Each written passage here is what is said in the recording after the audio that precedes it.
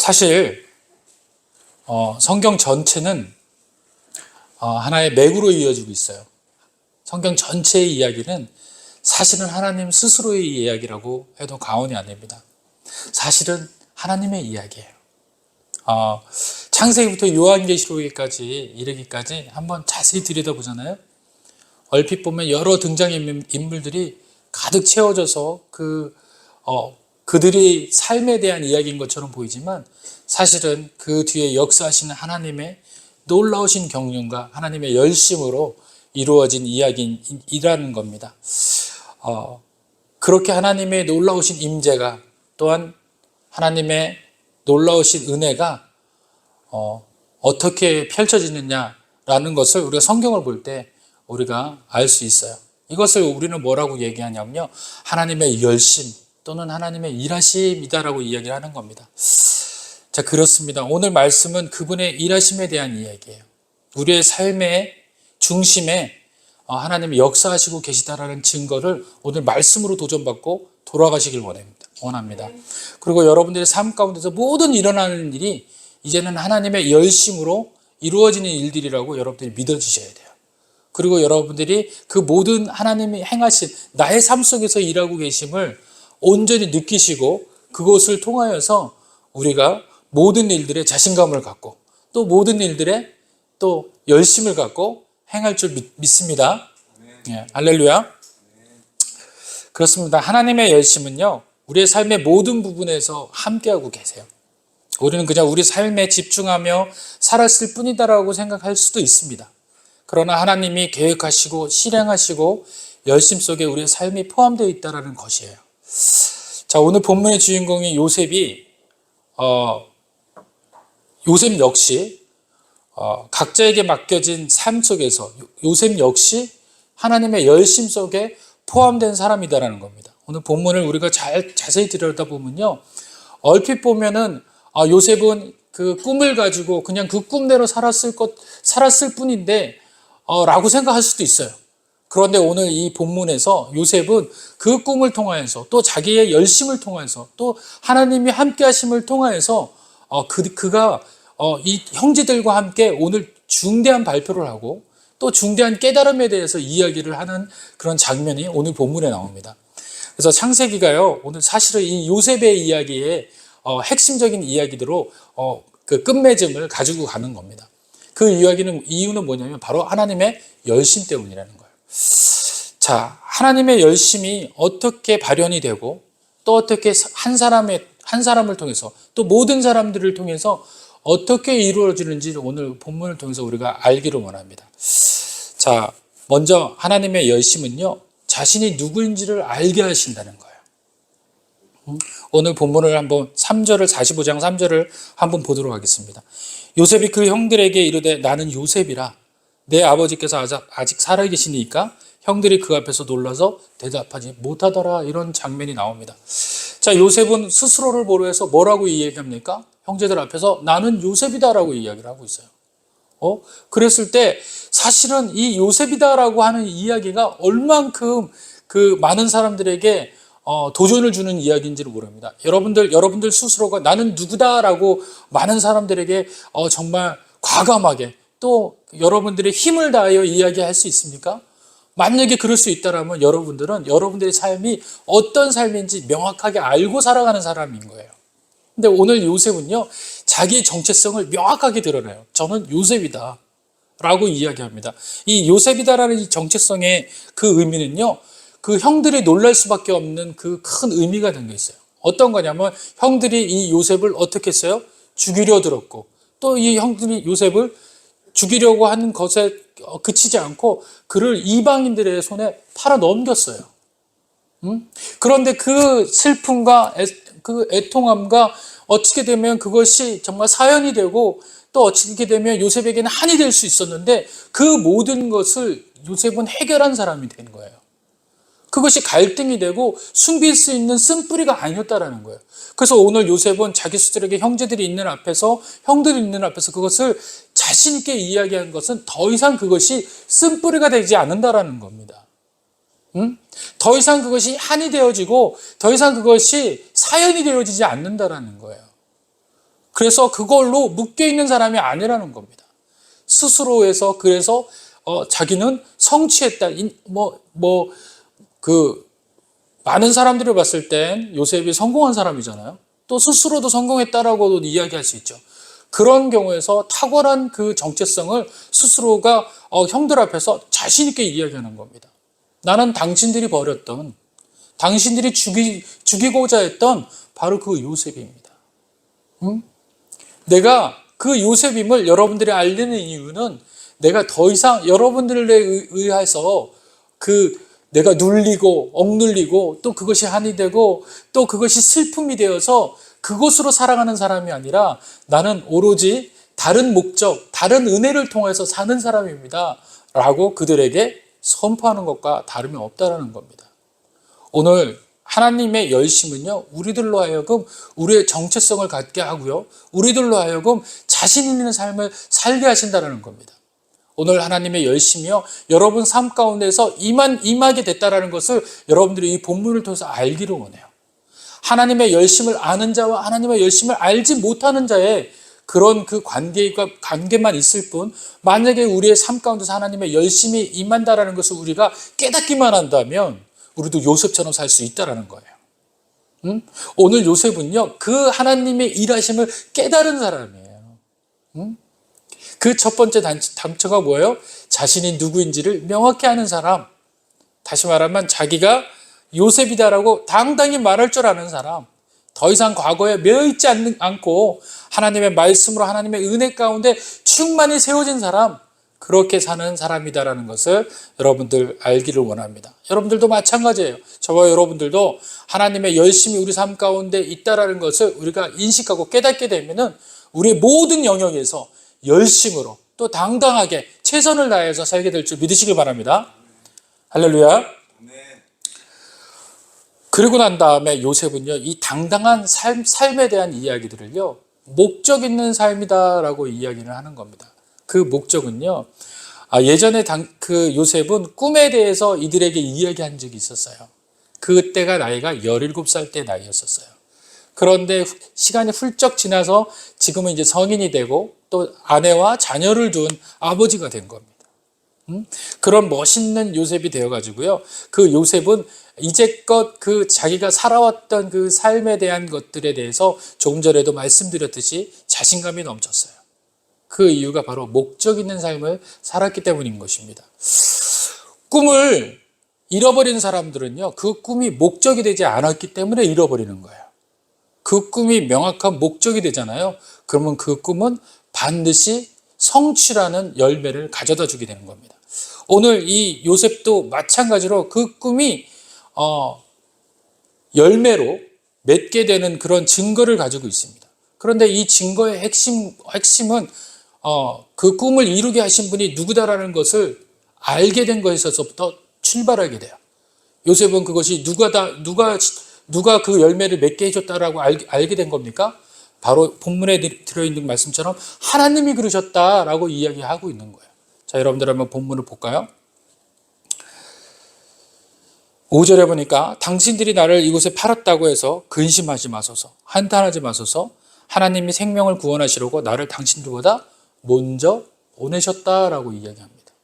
요셉은요, 명확한 걸 알고 있었어요. 어떻게요? 자기의 삶이 여기까지 오게 된 것, 그리고 꿈을 꾸게 된 것에서부터 해가지고 총리에 이르기까지 이것은 자기 스스로가 할 수 있었던 일이 아니라는 걸 알게 돼요. 그리고 그 하게 된 것의 중심에는 누가 하셨다라는 걸 이해합니까? 하나님이 하셨다라는 것을 알게 되는 거예요. 요셉이 처음부터 하나님이 하셨다라고 생각하지 않았었어요. 그런데 후에 요셉이 삶을 살아보면서 모든 순간을 맞춰보고 또 모든 순간을 겹쳐보니까 이것은 자기가 한 일이 아닌 거예요. 자기의 열심으로 될 수 있는 일이 아니라는 겁니다. 이것은 반드시 하나님 아니면 될 수 없다라는 거예요. 그러고서 그 순간순간을 하나님만 바라보고 또 하나님의 열심들을 계수해보며 확인해보며 나아가면서 결과의 마지막엔 이것은 하나님이 하셨습니다. 하나님의 열심입니다. 라고 고백하게 된 거예요. 오늘 우리들에게도 이 열심이 우리가 하나님이 하신다라는 것을 깨닫게 되면요, 우리가 모든 일들 중에서 하나님을 주목하게 되는 놀라운 역사가 일어나요. 그렇게 되면 우리의 삶이 목적 없는 삶에서 목적 있는 삶으로 변하게 되는 겁니다. 그리고서 그 목적만 따라간 다음에 그 하나님과의 열심, 하나님의 열심을 주목하고 계속 따라가다 보면 그 끝에 다다랐을 때는 그것이 누가 했다라는 걸 이해할 수 있는 겁니까? 하나님이 하셨다라는 걸 증거하게 되는 거예요. 그러고 난 다음에 그 모든 사람들의 입에서는 동일한 얘기가 나와요. 무슨 얘기가 나오냐면 바로 증인된 삶, 증거된 삶이 나오는 겁니다. 하나님이 하셨어요. 이렇게 나오는 거예요. 오늘 이 요셉은요, 본인이 누구인지를 명확하게 깨달은 것으로 그친 것이 아니라 누가 나와 연합하여서 일하신지를 명확하게 아는 사람이었어요. 그러고 난 다음에 그가 그 모든 삶 가운데서 모든 일들을 다 계수하고 맞춰보고 조각을 맞춰봤더니 결국은 그것이 하나님이었습니다 라고 누구에게 지금 선포하는 겁니까? 바로 그의 형제들에게 선포하게 되는 거예요. 다시 말하면 하나님의 증인자로서, 증언자로서의 일을 살게 되는 겁니다. 그렇습니다. 하나님의 열심을 알게 된 사람은요, 하나님의 증언자로 살게 될 수밖에 없어요. 하나님의 증언자가 바로 여러분이라는 거예요. 또 여러분이 하나님의 뭐예요? 열심이라는 겁니다. 할렐루야. 그래서 저와 여러분들은 지금 인생을 살아가면서 지금 무엇을 놓고 거는 거예요? 하나님의 열심 때문에 사는 줄 믿으시길 바랍니다. 그래서 하나님의 열심의 흔적이 바로 저와 여러분들이에요. 그래서 여러분들이 각 곳에서 여러분들의 가정에서 또 직장에서 또 여러 가지 환경적인 것에서 여러분들이 최선을 다해서 사는 그 모습 하나가 바로 하나님의 열심이라는 걸 잊으시면 안 돼요. 여러분들을 통해서 하나님은 스스로 드러나시는 겁니다. 많은 사람들이 여러분들을 보고 하나님의 열심을 기억하고요, 여러분들을 보고 하나님을 발견하게 되는 거예요. 그때 많은 사람들은 우리를 보면서 하나님이 살아계심을 알게 되는 겁니다. 오늘 요셉은요, 바로 그 증언된 삶, 증거된 삶을 산 거예요. 믿으시면 아멘 합시다. 아멘. 그래서 이 이 증인과 이 증거된 이 사람, 이 요셉은요, 자기에게 일어났던 일을 정확히 정직하게 이야기를 합니다. 모두가 하나님에 대한 증거자가 되면 사건과 사연에 하나님께 숨겨놓은 진실을 위한 단서가 있다는 것을 깨닫게 돼요. 자기에게 숨겨놓은 어떤 코드가 있다는 걸 알게 돼요. 비밀이 있다는 걸 알게 돼요. 그것 때문에 하나님이 나를 인생을 살게 하는구나. 그것 때문에 나를 교회에 있게 하는구나. 그것 때문에 내가 가정에서 중심이 되는구나. 알게 되는 것. 그게 하나님이 우리에게 숨겨놓은 하나님의 열심에 대한 단서예요.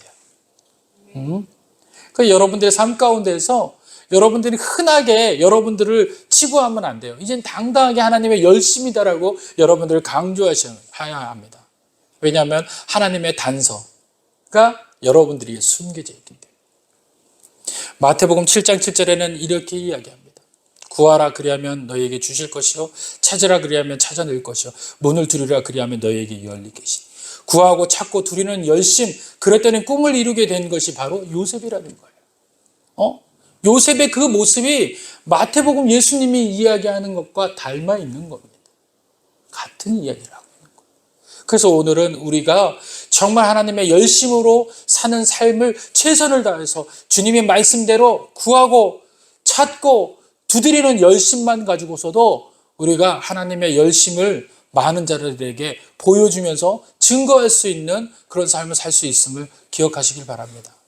그래서 여러분들 다시 한번 말씀드리지만 여러분들의 삶을 통해서 자신이 누구인지를 알게 되는 이 역사, 그리고 자신이 하나님의 열심이다라고 선포하는 이 은혜, 그 은혜가 저와 여러분에게 오늘 이 예배 가운데 임하게 될 줄 믿으시길 바랍니다. 두 번째는 하나님의 열심에는 사명이 있어요. 사명이.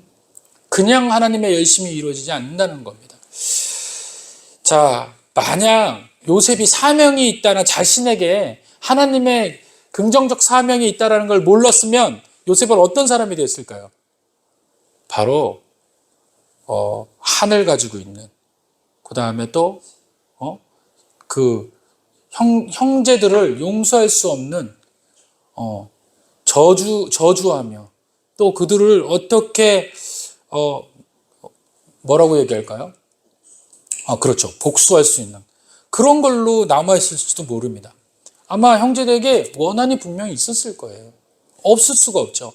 죽이려고 하다가 그것도 안 돼서 어떻게 한 거예요? 이방인에 팔아 넘긴 거예요. 말도 안 되는 겁니다. 응?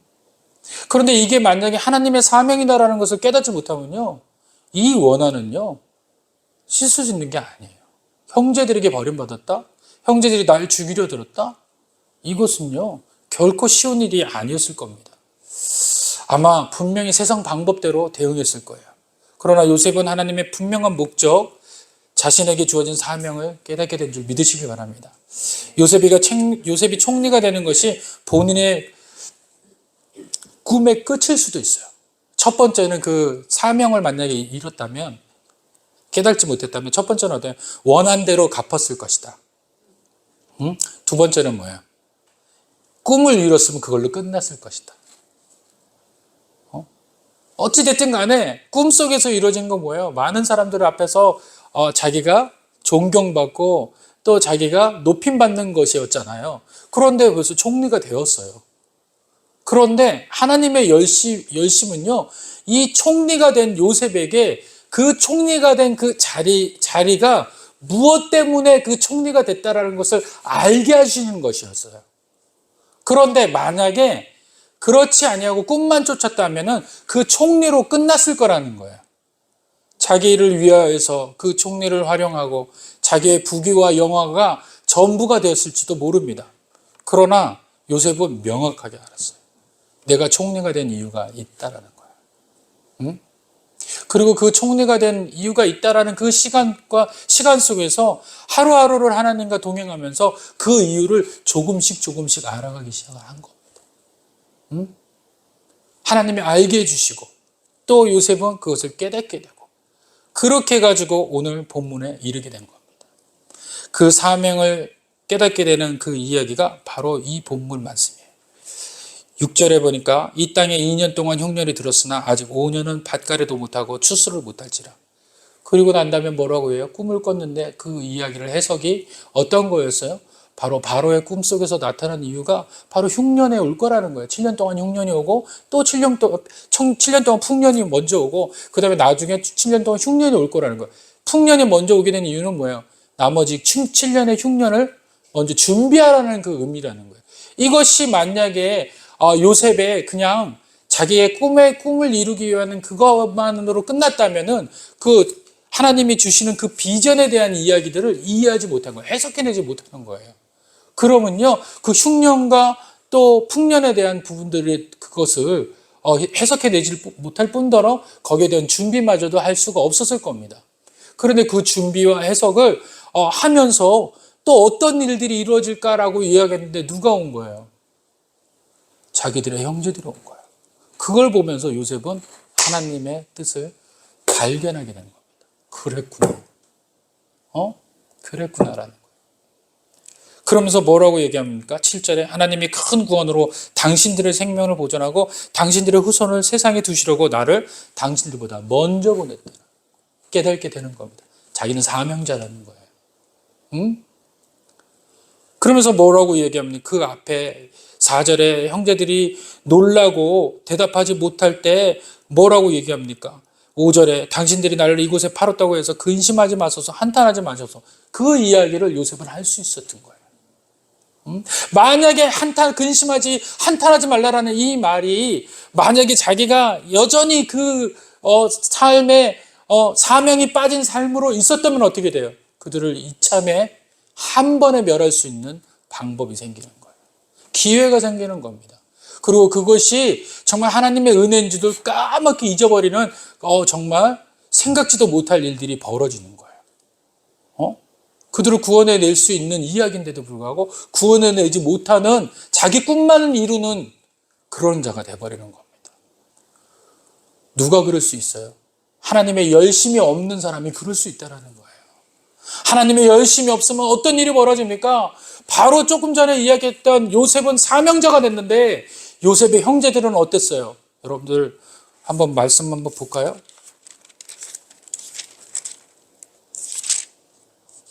37장을 한번 볼게요.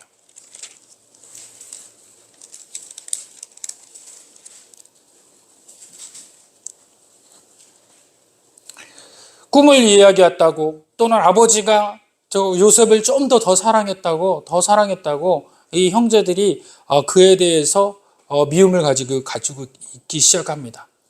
자, 그러고 난 다음에 12절에 37장 12절 이후부터 한번 보면요. 자, 18절에 한번 볼게요. 30장 18절. 요셉이 그들에게 가까이 오기 전에 그들의 요셉을 멀리서 보고 어떻게 합니까? 죽이기를 꾀하여. 아니, 여러분들 생각을 해보세요. 동생이 오는데 동생을 반겨주지도 않고 보자마자 어떻게 돼요? 죽이려고 꾀했다는 거예요. 이게 지금 앞뒤가 안 맞지 않아요? 어떻게 우리가 혈육인데 동생을 보면서 죽이기에 그 마음이 생기냐는 거예요. 아무리 밉다 하더라도. 그죠? 거기서 그를 훈계하고 그를 가르칠 수는 있지만 죽일 수는 없잖아요. 그게 이제 어머니가 틀린 형제들이긴 하지만 아무리 어머니가 틀린다고 해도 할아버지잖아요. 그래서 그 마음을 갖는다는 것은 어떤 걸 증명하는 겁니까? 하나님의 열심이 빠져 있는 것을 증명하고 있는 거예요. 다시 더 얘기하면요, 세상적 사람을 이야기하고 있는 거예요. 형제들은 이 10명은요, 세상적 기준으로 살고 있는 사람들이었어요. 하나님의 자녀들을 통해서, 야곱을 통해서 그들이 훈육받고 또 그들의 영성이 훈련이 되어야 되는데 영성이 훈련이 되지 못하는 겁니다. 그러니까 이 사람들은 뭐냐면 세상적 기준으로 살고 있는 사람들인 거예요. 그 중에 한 사람이 누군가요?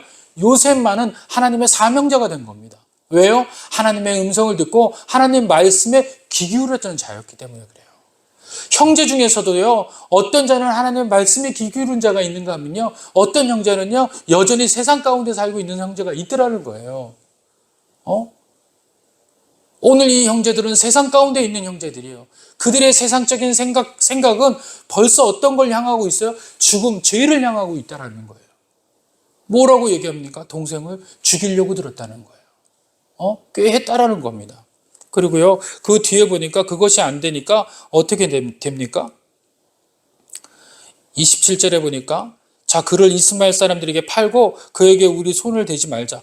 그는 우리의 동생이요, 우리의 혈육이라 하며 그들이 다 청정하였더라. 유다의 이야기에 청정을 해요. 그러고 난 다음에 어떻게 돼요? 28절에 그때 미디안 사람 상인들이 지나가고 있는지라 형들이 요셉을 구덩이에 끌어들이고 얼마에? 은 20에. 아주 값어치 없는 돈에 팔기 시작을 한 겁니다. 물질주의적인 생각을 갖고 있는 거예요. 다시 본문으로 돌아올게요. 45장으로 돌아오면 그렇습니다. 바로 형제들은 이렇게 세상적이고 물질적이며 만능주의적인 생각을 하고 있는 거예요.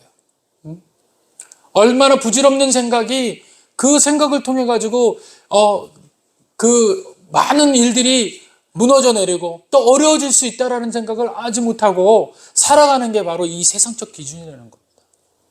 요한복음에는 그 세상적 기준을, 또 고린도전서에는 그 세상적 기준을, 로마서에도 그 세상적 기준을 많이 이야기하고 있어요. 세상의 생각은 사망을 가져다 준다라고 이야기하고 있지 않습니까? 그런데 유독 한 사람 누굽니까? 영의 생각을 하는 사람? 요셉은 하나님의 꿈을 쫓아간 거예요. 하나님이 꿈꿔준 그 꿈의 그 의미들을 살펴가며 쫓아가서 사명자가 되고 말았다는 겁니다. 결국 그들은 정말 많은 일들에 대한 일들이 그 삶 가운데서 일어나는지를 잘 알지 못하고 요셉을 그렇게 죽음에까지 몰았지만 요셉은 그럼에도 불구하고 그 모든 일들을 하나님의 은혜로 찾고 하나님의 말씀만 붙잡고 가다 모든 그것들을 다 맞춰보기 시작을 한 겁니다. 그랬더니 요셉이 어떤 것을 제일 먼저 맞췄을까요? 자기 아버지가 꿈꾸는 사람이라는 걸 알게 된 거예요. 야곱이 꿈꾸는 사람이었거든요. 아버지랑 자기가 뭔가 비슷한 겁니다. 그리고 또 한 가지는 어떤 겁니까? 하나님께서 주시는 이 꿈의 이야기는 누구에게부터 시작되냐면 바로 아브라함에서부터 시작됐다는 걸 요셉이 알기 시작해요. 자신 가족의 내력에 대한 것들을 이해하기 시작합니다. 아브라함의 꿈을 꿔서 하나님의 놀라운 은혜를 통하여서 하나님의 열심을 통하여서 시작된 것이 누구에게 이른 거예요? 야곱에게까지 이르렀어요. 그러고 난 다음에 그걸 누구한테 이어진 거예요? 바로 요셉에게까지 이어진 겁니다. 그러니까 이 요셉은요, 바로 사명자가 될 수가 없는 사람이 아니라 사명자로밖에 살 수 없는 그런 사람이 되었다는 것입니다. 할렐루야. 하나님의 열심을 잠시 이곳에서 잠깐 설명드리려고 해요. 자, 사명자가 되었다라는 것은 또 누구를 이야기하냐면요. 바로 성경에 있는 모든 사람들, 하나님의 열심히 포함된 사람들이 다 사명자로 살았어요. 첫 번째는 누구예요? 아브라함이 그랬어요. 아브라함이 갈대아 우르에서 아무것도 없었을 때 하나님의 말씀이 그에게 임합니다. 그리고 그에게 뭐라고 얘기합니까? 이곳에서 떠나서 내가 지명한 땅으로 가라라고 이야기하는 것이에요. 그랬더니 아브라함이 그 말씀만 쫓아서 가게 되는 거예요. 응? 말씀만 쫓아서 가게 되는 겁니다. 자, 그럼 그 가게 된 그 여정 가운데 여러 가지 일들이 많았어요. 동생도 죽었고요. 아버지는 데라는 또 그 메소포타미아 땅에서 마지막 그 어디예요?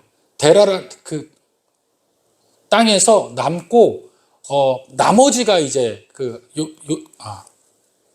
롯과 아브라함만이 가나안으로 온 거예요. 그러면서 처음에 왔을 때 보자마자 그 가나안 땅에 딱 도착하니까 어때? 흉년이 들어버린 거예요. 감당할 수가 없죠. 하나님 말씀의 은혜를 쫓아왔는데 그 땅이 자기가 있었던 땅보다 형편없는 땅인 거예요.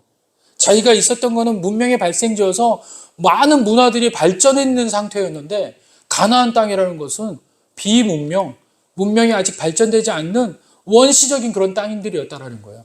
그러니까 이것이 처음부터 감당할 수 없는 그런 난제였고 어려움이고 고난이었어요. 그런데 거기에서 누가 그 아브라함의 마음을 돌려놓습니까? 같이 따라합시다. 하나님의 열심. 하나님의 열심이 그를 설득해요. 하나님이 그를 회복시켜요. 또 그것을 통해 가지고 다시 은혜를 주셔서 그가 그 땅 가운데서 하나님의 꿈을 꾸는 자가 되어버리게 되는 겁니다.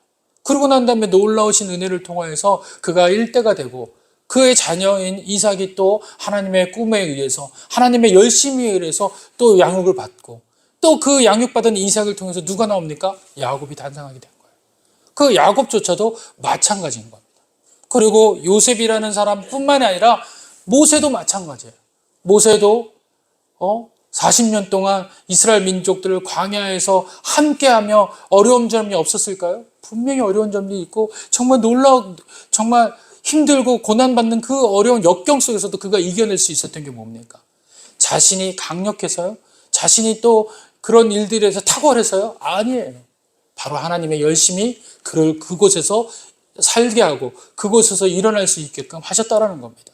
이 모든 일들이 바로 누구에게 있는 거예요? 바로 우리에게 사명자로서 삼으시려는 하나님의 열심 때문에 그런 것이다. 그래서 아브라함서부터 많은 신약에 있는 모든 그 예배자들에게 임한 것은 하나님의 열심 때문이었다.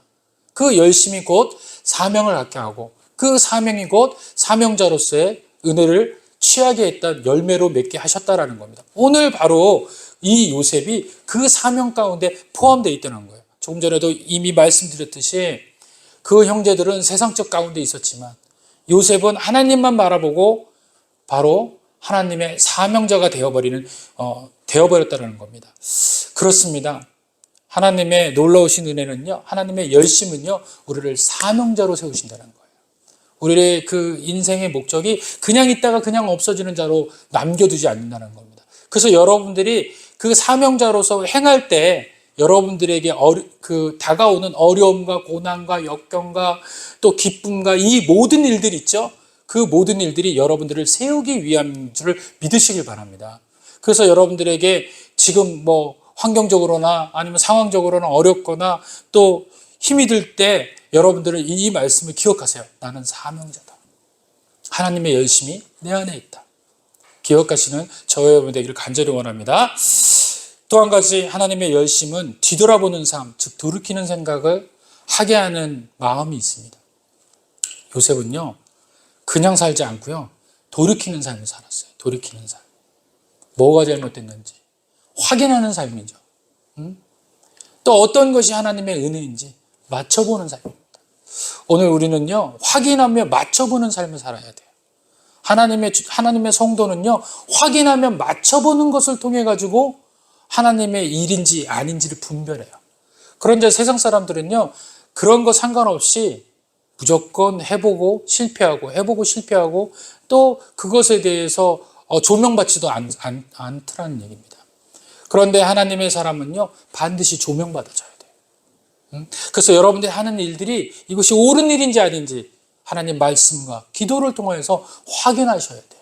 점검하셔야 돼요. 요셉은요, 자기에게 일어나는 모든 일들을 확인하기 시작합니다. 이것이 하나님이 주신 겁니까?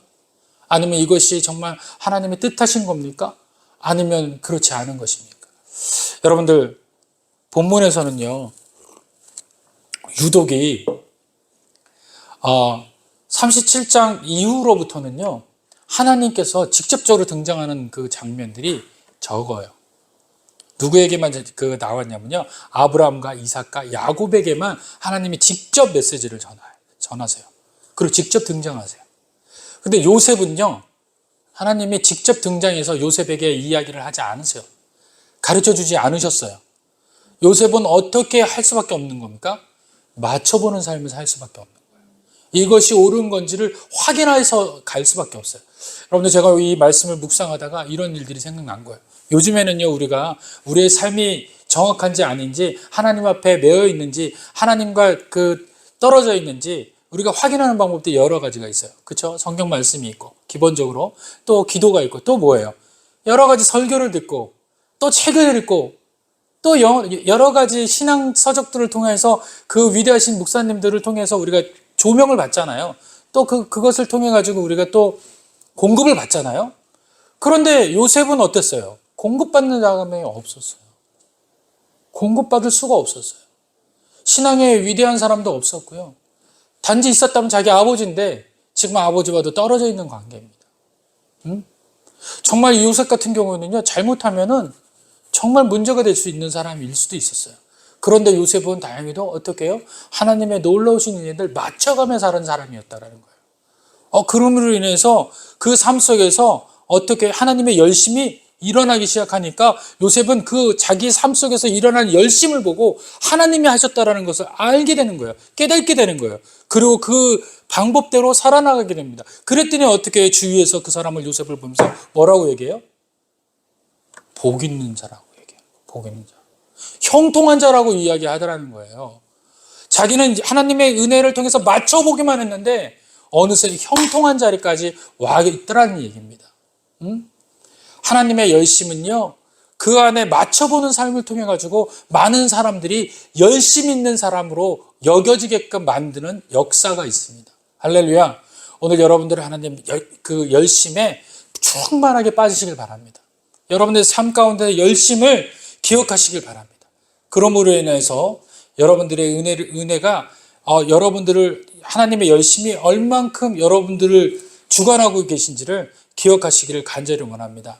그러므로 인해서 하나님의 열심에 은혜되는 자, 열심 속에 포함된 자가 되시기를 간절히 축원드립니다. 마지막으로는요, 하나님의 열심은요, 구원을 위한 열심이다라는 거예요. 구원을 위한 열심. 오늘 본문의 말씀은요, 하나님의 요셉이 이때까지 했던 하나님의 놀라우신 하나님의 방법대로 하나님의 꿈을 갖고 또 자기 스스로를 증명하며 또 뭐 그렇게 했지만 그 모든 것이 무엇 때문에 했다고요? 바로 구원 때문이었다. 사람을 구원하는 거였다. 자, 첫째로는 누구를 구원합니까? 자기 자신을 구원했고요. 또 하나 가지 누굴 구원합니까? 자기 형제들을 구원했어요. 여러분들 본문에 보니까 이렇게 나오는 겁니다. 그런즉 나를 이루어 보낸 이는 당신들이 아니요 하나님이시라. 하나님이 나를 바로에게 아버지로 삼으시고 온 집에 주로 삼으시며 애굽 온 땅에 통치자로 삼으셨다라고 이야기하면서 그 앞에 하나님이 큰 구원으로 당신의 생명들을 보도록 하고 당신들의 후손을 세상에 두시려고 나를 당신들을 보다 먼저 보내셨다라는 이야기를 합니다. 앞에 있는 것이 어떤 거냐면 자기 형제들을 위한 거예요. 자기 가족을 위한 거예요. 그 하나님의 열심 안에는 두 가지가 이유가 있죠. 첫째는 뭐예요? 그 가족을 구원해야 어떻게 돼요? 그들의 후손을 세상에 두실 수가 있어요. 그렇죠? 목적이 명확해요. 하나님의 목적은. 그렇죠? 하나님의 열심을 부리신 목적이 뭐예요? 이들을 구원하고, 이들을 구원함과 동시에 이들을 세상에 두어서 이들을 통하여서 예수 그리스도가 나오게 하겠다고 그 명확한 진리를 하나님이 행하시기 위해서 요셉을 보낸 거예요. 할렐루야. 할렐루야. 정확한 목적이 있는 거예요. 여러분들도 그런 목적인 거예요. 두 번째는 뭐냐면요, 당시에 누구예요? 요셉이 빠져서 또 하나님이 열심히 없으면 어떻게 됐을까요? 그 당시에 거기에 있는 그 지역의 인류들이 멸종될 수 있는 어려운 흉년이 들었었어요. 풍년이 7년이었지만 그 흉년 7년 동안 어마어마한 흉년이 와서 각 지역에 있는 각 나라들이 다 애굽에 와서 쌀을 품앗이해 가는 상태가 벌어진 겁니다. 그런데 만약에 하나님의 열심이 없으면 어떻게 되는 거예요? 그 모든 사람들이 인류가 다 죽을 수도 있는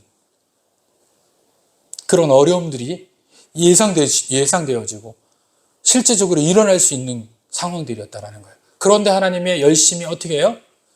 야곱의 가족, 요셉의 가정을 구원해내고 그 구원한 걸로 또 누구의 가족? 바로 애굽과 그 지역에 있는 인류의 가족들을 다 구원해내는 그 열심이었다는 걸 믿으시길 바랍니다. 그렇습니다. 하나님의 열심은요, 우리를 구원하는 게 최종 목적이세요. 오늘 저와 여러분의 가족들의 모두를 하나님은 구원하시기 위해서 열심 부리시는 거예요. 그래서 예수님을 보내신 거고요.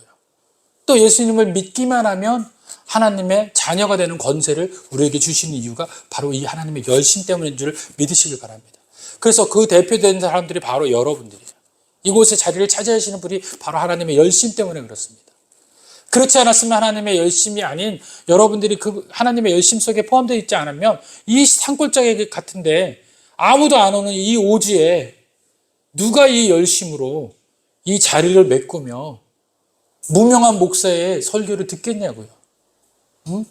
하나님의 열심 때문에 저를 세우신 거고 무명한 목사의 입술을 통해서 여러분들을 듣게 하신 줄 믿으시길 바랍니다.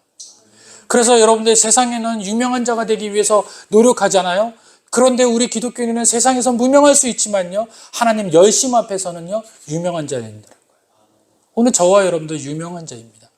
그 하나님의 열심이 그렇게 만든 줄 믿으시길 바랍니다. 말씀을 마칩니다. 오늘 온전케 하는 그 하나님의 열심, 우리 성도 모두가 열심으로 사시길 간절히 축원드립니다. 그분의 열심은 지치지도 소멸하지도 그리고 사라지지도 않고 오히려 그것은 더욱더 에너지를 갖게 되어 있는 겁니다.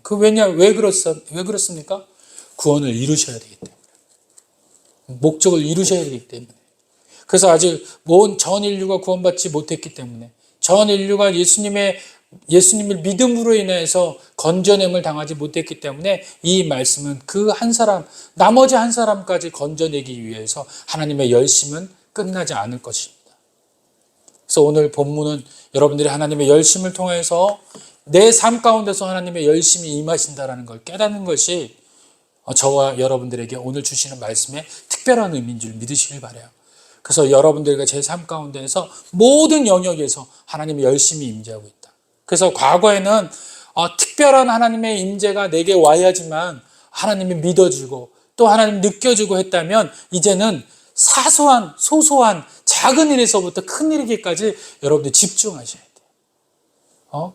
많은 사람들이 큰 일로 하나님의 놀라운 경험, 하나님 살아계셔요 라고 고백할 수 있다라고 여겨지지만 사실은요 작은 것으로 인하여서 하나님의 열심을 눈치챌 수 있다는 거. 작은 일에 눈치채는 자는 큰 일을 하나님께서 맡기실 줄 믿으시길 바랍니다. 그래서 오늘 저와 여러분들에게 하나님의 열심이 오늘 임하고 있다는 것을 느끼고 믿고 또 학생들에게도 하나님의 열심이 임하여서 학교에서도 나는 하나님의 열심이 담긴 하나님의 증거, 하나님의 근거, 하나님의 단서야, 하나님의 편지야 라고 고백하며 당당하게 사는 저와 여러분 되기를 간절히 축원드립니다. 기도하겠습니다.